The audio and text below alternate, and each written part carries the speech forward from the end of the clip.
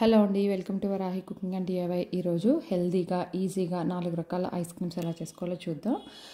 దానికి ముందుగా ఒక బౌల్ తీసుకుని దాంట్లో 1/4 కప్పు ఫూల్ మక్నా అంటారు కదా, వేసేయండి. దాంట్లో 1/2 కప్పు బాదాము, 2 టేబుల్ స్పూన్ల ఓట్స్, నార్మల్ అయినా పర్లేదు, రోల్డ్ ఓట్స్ అయినా పర్లేదు, డేట్స్ వేసి పాలు వేసి గోరెచ్చిన పాలు వేసి ఒక అరగంట నానబెట్టేసేయండి. అరగంట తర్వాత అవన్నీ ఒక మిక్సీ జార్లోకి ట్రాన్స్ఫర్ చేసుకోవాలి. చేసుకుని దాంట్లో ఇప్పుడు 1 టేబుల్ స్పూన్ కోకో పౌడరు, కొంచెం కాఫీ పౌడర్ వేసి మెత్తగా గ్రైండ్ చేసుకోవాలి. క్రీమీ స్ట్రక్చర్ వచ్చేంత వరకు గ్రైండ్ చేసుకోవాలి. ఇప్పుడు అదంతా ఒక బౌల్లోకి ట్రాన్స్ఫర్ చేసేసుకుని పైనుంచి సన్నగా కట్ చేసిన బాదం, మీ దగ్గర డ్రై ఫ్రూట్స్, జీడిపప్పు ఏ ఉంటే అవి వేసుకుని కవర్ చేసేసి 8 to 9 అవర్స్ డీ ఫ్రిడ్జ్లో పెట్టేయండి. సర్వ్ చేసే ముందు ఒక అరగంట ముందు డీ ఫ్రిడ్జ్లో తీసి నార్మల్ ఫ్రిడ్జ్లో పెట్టి సర్వ్ చేస్తే phool makhana ice cream ready అయిపోయినట్టే. ఇప్పుడు నెక్స్ట్ సపోటాతో ఐస్ క్రీమ్ ఎలా చేసుకోవాలో చూద్దాం. దానికి ముందుగా ఒక మిక్సీ జార్ తీసుకుని 1 కప్పు ఫ్రెష్ క్రీము, నేను అమూల్ది తీసుకున్నాను, 1 cup milk powder, 1/2 cup full cream పాలు, కాసి చల్లార్చిన ఫుల్ క్రీమ్ పాలు 1/2 కప్పు, 4 టేబుల్ స్పూన్లు పటికి బెల్లం పౌడర్ లేదా షుగర్ అయినా తీసుకోవచ్చు. అన్నీ వేసి మెత్తగా గ్రైండ్ చేసుకోవాలి. ఇప్పుడు ఈ గ్రైండ్ చేసుకున్న దాంట్లో నుంచి సగం తీసి పక్కన పెట్టుకోవాలన్నమాట. మిగతా సగంలో ఇప్పుడు సపోటాలు 1 కప్పు వేసుకోవాలి. వేసి మళ్ళీ ఇప్పుడు ఈ మిశ్రమాన్ని మళ్ళీ మెత్తగా గ్రైండ్ చేసుకోవాలన్నమాట.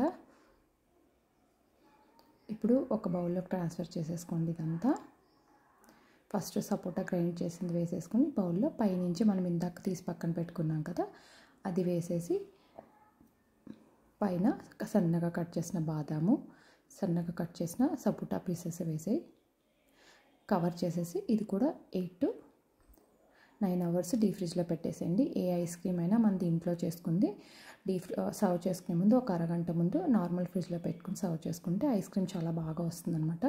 చూసారా ఎంత బాగుందో, చూస్తుంటేనే నోరు ఊరిపోతుంది కదా. ఇప్పుడు నెక్స్ట్ వచ్చేసి ఓట్స్ మ్యాంగోతో ఐస్ క్రీమ్ ఎలా చేసుకోవాలో చూద్దాము.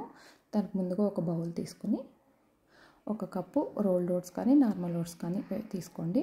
ఒక 10 డేట్స్ సీడ్స్ తీసేసి ఒక 10 డేట్స్, ఒక 1/4 కప్పు బాదం కానీ జీడిపప్పు కానీ మీ దగ్గర ఏ ఉంటే అవి. బాదం మీకు ఇష్టం ఉంటే పీల్ తీసేయచ్చు ఒక అరగంట నానిన తర్వాత పాలల్లో, లేదా అలాగే గ్రైండ్ చేసేసుకోవచ్చు. ఇప్పుడు ఒక అరగంట తర్వాత ఇవన్నీ ఒక మిక్సీ జార్లోకి ట్రాన్స్ఫర్ చేసేసుకోవాలి.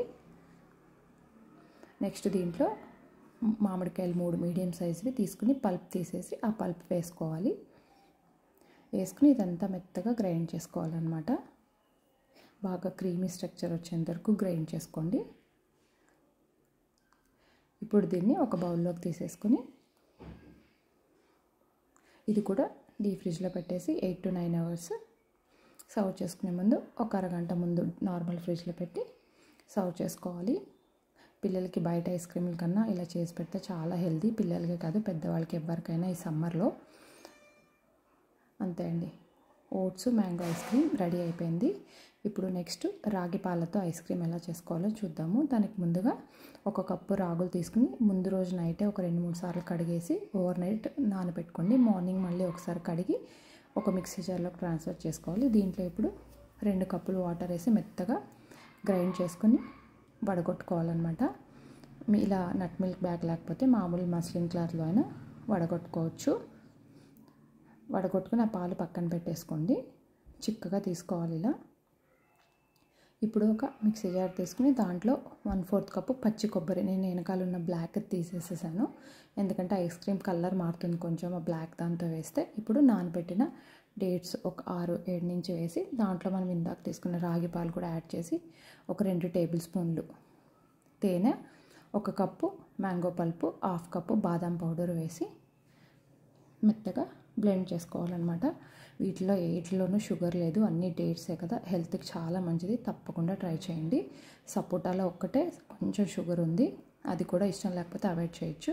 ఇప్పుడు పైనుంచి పచ్చి కొబ్బరి తురుము వేసేసి ఇది కూడా డీ ఫ్రిడ్జ్లో 8 to 9 అవర్స్ పెట్టేసుకోవాలి.